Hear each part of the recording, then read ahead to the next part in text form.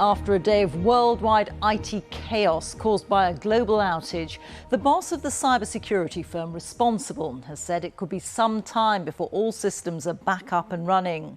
Thousands of flights have been cancelled. Banking and healthcare has been affected, including the NHS, and some TV channels have been taken off air. Millions of people have been affected.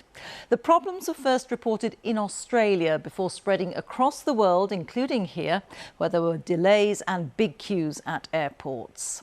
The American cybersecurity firm CrowdStrike did finally come forward to admit a defect in a software update it had issued which crashed Windows devices. The company is deploying a fix, but not before widespread mayhem. Tonight, we'll be looking at exactly what happened and how it's affected patients, passengers and businesses. Our first report is from our technology editor, Zoe Kleinman. The world woke up this morning to global chaos. Massive tech outages are impacting airlines, businesses, offices. Thousands of flights grounded globally, long queues, frustrated passengers.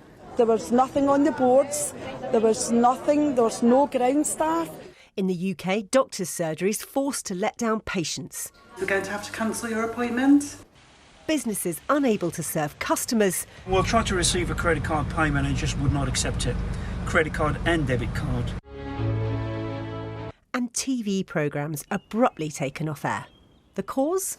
At CrowdStrike, we monitor trillions of cyber events. A single update from this US antivirus company. You may have never heard of the cybersecurity firm CrowdStrike before, but it has nearly 24,000 customers around the world, many of them huge organisations like airlines and banks. We stop a lot of bad things from happening. We're deeply sorry for the impact that we've caused to customers, to travelers, to anyone affected by this, including our companies. So we know what the issue is. We're resolving and have resolved the issue now. It's recovering systems that are out there.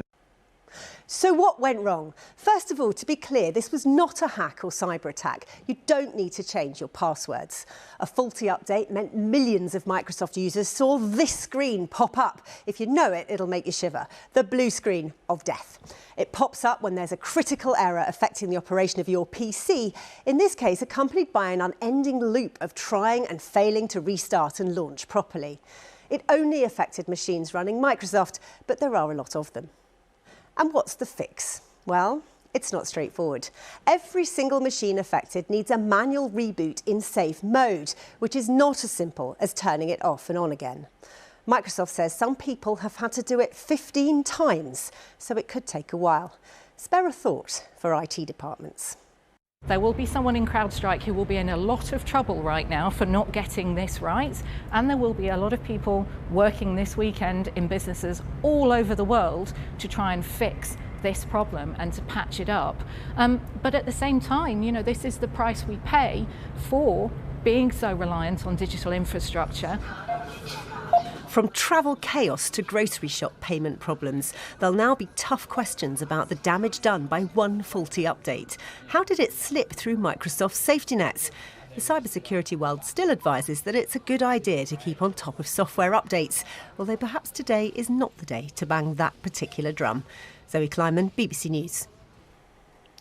As we heard, the firm behind the outage, CrowdStrike, has held up its hands but admitted that it'll take time for things to get back to normal. Our correspondent Emma Vardy is outside their headquarters in Austin, Texas. And as Zoe said, not many people will have heard of this company, Emma, but it's accidentally created such chaos. Well, CrowdStrike, based here in Austin, has gained a strong reputation in a relatively short space of time for providing very strong top IT security solutions. So it's relied upon by lots of different companies. It operates in more than 100 countries around the world, and as well as IT security, it also gets called in to investigate hacks, and it does some of the detective work about who the hackers are behind major cyber attacks. So the chief executive today has said he's deeply sorry for what happened, but as to why a routine software update caused so many problems, the answer to that isn't exactly clear. Some experts have speculated that perhaps it was a lack of testing which led to some weaknesses slipping through. But clearly CrowdStrike is now going to face some credibility problems. Its stock price has fallen, and there are going to be questions over what repercussions software firms like this should face when flaws cause major disruption. Thank you very much. Emma Vardy reporting there. The outage has wreaked havoc on people's travel plans, with thousands of flights cancelled around the world. At UK airports, there have been huge queues and delays, all on a day which is supposed to be one of the year's busiest. Here's our transport correspondent, Katy Austin. What a start to the summer holidays. At Gatwick Airport, passengers who should have been on planes were forced to wait out delays. So people are tired, they've been handing out water. The boards don't really say anything. So it tells you where to go, but there's no departure. There's no departure, like times of flights. Many airlines found themselves unable to use their normal systems. We've had to revert back to pen and paper, basically, and manually check each of our customers in. Of course, that takes longer for our customers. So we've seen a good operation, but it's a slower operation, and we expect that operation to continue today. From chaos at Amsterdam to planes stuck on the ground at Newark in the US, cancellations and delays spread around the world. Edinburgh stopped accepting incoming flights. Delayed passengers tried to figure out their options. A little bit stressful. Hopefully it'll be okay now. But the staff at the airport have been great. Here at Heathrow Airport Terminal 3, for a time this morning, passengers were turning up to be told they couldn't drop off their bags and they just had to go away and wait for more information. On Britain's railway, most services have been running, but there's been some disruption and problems with passenger information systems. People whose flights have been cancelled should be offered rebooking or a refund, but probably not compensation, as it'll count as extraordinary circumstances. Back at Gatwick, that was the reaction to a system reboot after nearly a 7-hour wait to check in for a North Atlantic flight. As the afternoon went on, aviation began to recover, but the knock-on impact of disruption on what was set to be the busiest day for UK flights since before the pandemic will take time to sort out. Katy Austin, BBC News. And just a reminder, you can get all the latest on the travel turmoil online, and that's at bbc.co.uk/news. Well, for the NHS, it's GP practices in England and Northern Ireland that have been most affected, with doctors struggling to access their records and online bookings. Pharmacy services have also been hit. Here's our health editor, Hugh. So I am at the minute doing... Life is usually hectic at GP practices, but a lot more so today. Most in England had no access to electronic patient records, frustrating for doctors and patients. This has significant impact because actually the bulk of our workload, we need access to people's blood results and people's notes, and so there's a lot that we can't do. All we can really do is minor injuries and minor illness. At some health centres, only the sickest patients were being seen, with other appointments cancelled. Yeah, I tried to get an appointment today at the doctor's for 8:30.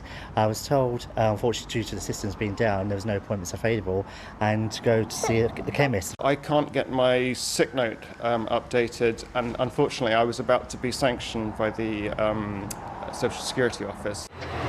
Only written prescriptions are available, with pharmacists warning patients the electronic system has failed. Anybody who's coming in for their prescriptions, we have to tell them to go away, go back to the surgery, and then get the old-fashioned FB10s, which is the old green prescriptions, and then get that signed off by the doctor.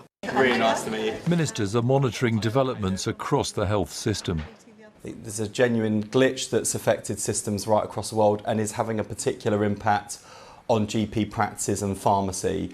We're working with colleagues across government to get things back up and working as quickly as possible. Hospitals say urgent and emergency care has not been affected, and if people have got appointments booked, they should come in as normal. But no one's denying that there has been an impact on some routine day-to-day activities at NHS trusts. Unfortunately, due to the global IT issues, we're going to need to cancel your appointments. While surgeries are postponing some patients and resorting to paper records, NHS England says phone systems are working and there are measures to manage the disruption. But while services in Northern Ireland and England are still affected, GPs can only hope the problems are resolved quickly. Hugh, BBC News. Let's have a final word with our technology editor, Zoe Kleinman. And Zoe, all this just goes to show how dependent we are on IT and how vulnerable we are. I think it really highlights the fragility of our digital lives. You know, we're encouraged now to increasingly be cashless. We're encouraged to go online, to get advice, to buy things, to make appointments. And this tech infrastructure that backs all of that up is essentially run by a handful of very large companies. And what we're seeing now is that if something goes wrong, the impact is really vast and really wide-ranging. And even once a fix comes into place, it still takes time, doesn't it, to get everything back together. There are some calls for people saying, actually, we shouldn't be so reliant on a few big companies for everything, while other people are saying, well, actually, if we have lots of smaller companies doing this stuff, then are we leaving ourselves more open to vulnerabilities, to weaknesses, to attacks? So it is a real dilemma, I think, but nobody has seen anything of this size. You know, I've been covering outages now for a long time, and normally they're over before they start. So to see something like this have such a huge global impact, I think is really going to make people sit up and think. It certainly made people get cash out of the bank today, put pen to paper, and do sort of some old-fashioned things, I suppose, that we haven't done for quite a while because we haven't had a choice. No, indeed. Thank you very much. Zoe Kleinman there, our technology editor.